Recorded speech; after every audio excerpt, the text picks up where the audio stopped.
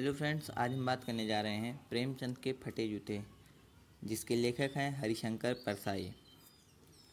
लेखक प्रेमचंद जी का एक चित्र देखते हुए बताता है कि उन्होंने मोटे कपड़े की टोपी, कुर्ता और धोती पहनी हुई है, कनपटी चिपकी हुई है और गालों की हड्डियां उभरी हुई थीं, परंतु घनी मूँछों से चेहरा भरा सा लगता था।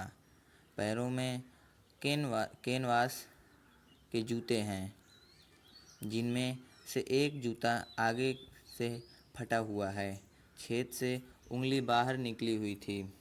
लेखक सोचता है कि फोटो के लिए ऐसे पोशाक है तो पहनते कैसी होंगे। लेखक वे वास्तव में जैसे हैं वैसे ही फोटो में हैं।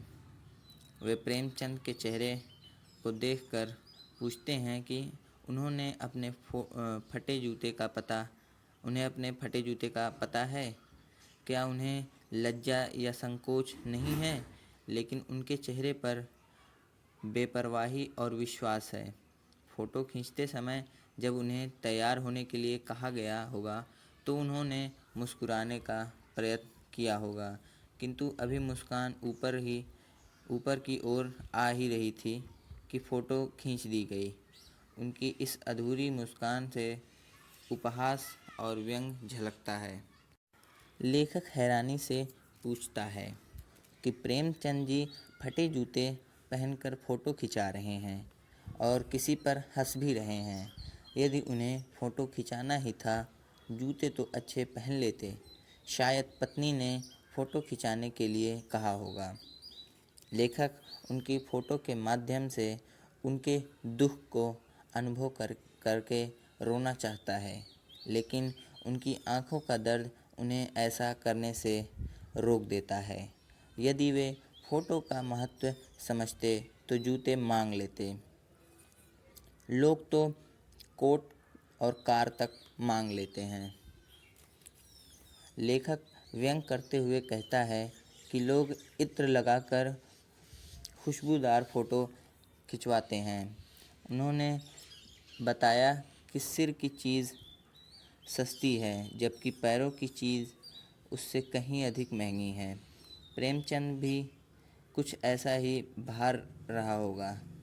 उनकी विडंबना लेखक को दुख पहुंचा रही थी। एक महान कथाकार, उपन्यास सम्राट, युग प्रवर्तक का जूता फटा हुआ देखकर उन्हें चुभन होती थी। लेखक कहता है कि उसका स्वयं का जूता ऊपर से न फटकर नीचे से फटा हुआ है, लेकिन पैर के जख्मी होने पर भी उंगली दिखाई नहीं देगी। लेखक जैसे लोग वास्तविकता को आडंबर के आवरण से ढकना चाहते हैं, जबकि प्रेमचंद जैसा व्यक्तित्व सच्चाई और सादगी को अपनाने वाला है। यहाँ लेखक प्रेमचंद जी के विषय में बातें कर रहे हैं कि वे बड़े शान से फटे जूते पहने हुए हैं, जबकि लेखक ऐसे जूते कभी भी नहीं पहन सकता है।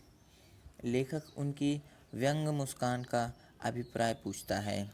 वह प्रेमचंद के कई पात्रों का सहारा लेकर अपने प्रश्न का उत्तर जानना चाहता है। लेखक जूते के फटने का कारण भी जानना चाहता है।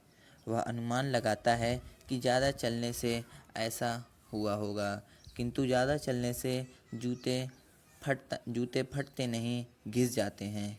लेखक ने बताया कि भक्ति काल के कवि कुंभन दास का जूता फतेहपुर सिकरी आने जाने में घिस गया। वे कहते हैं कि आने जाने में जूते घिस गए, जिस कारण भगवान का नाम भी लेना भूल गया हूँ। उन्होंने बुलाकर कुछ देने वालों के विषय में यह कहा कि जिनको देखने के लिए दुख उठाने पड़ते हैं, उन्हीं को सिर झुकाकर नमस्कार भी करना पड़ता है। लेखक बार बार इसी प्रश्न का विचार करता है कि प्रेमचंद का जूता घिसने की अपेक्षा फट कैसे गया। लेखक यहाँ कहता है कि उन्होंने समाज में व्याप्त कुरीतियों को अपनी ठोकरों से हटाने का प्रयास किया होगा।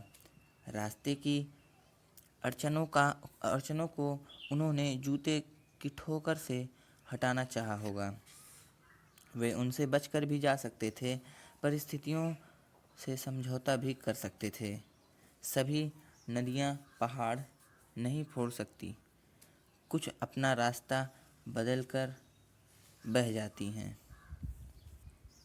उन्हें भी ऐसा ही करना चाहिए था, लेकिन प्रेमचंद जी अपने जीवन आदर्शों के कारण समझौता नहीं कर सके। वे भी अपने पात्रों की तरह नियमों का पालन करने वाले थे। उनके नियम कभी भी उनके बंधन नहीं बने। लेखक यह अनुमान लगाता है कि वे जिसे घृणित समझते हैं उसकी तरफ पैर की उंगली से इशारा करते हैं। वह समझ गया कि प्रेमचंद जी समाज में व्याप्त भेदभाव और आडंबरपूर्ण व्यवहार को देखकर मुस्कुरा रहे हैं। वे अवसरवादी और स्वार्थपरक लोगों पर व्यंग कर रहे हैं, जो वास्तविकता को छिपाते हैं, संघर्षों से बचकर निकलते हैं, उन पर हंस रहे हैं।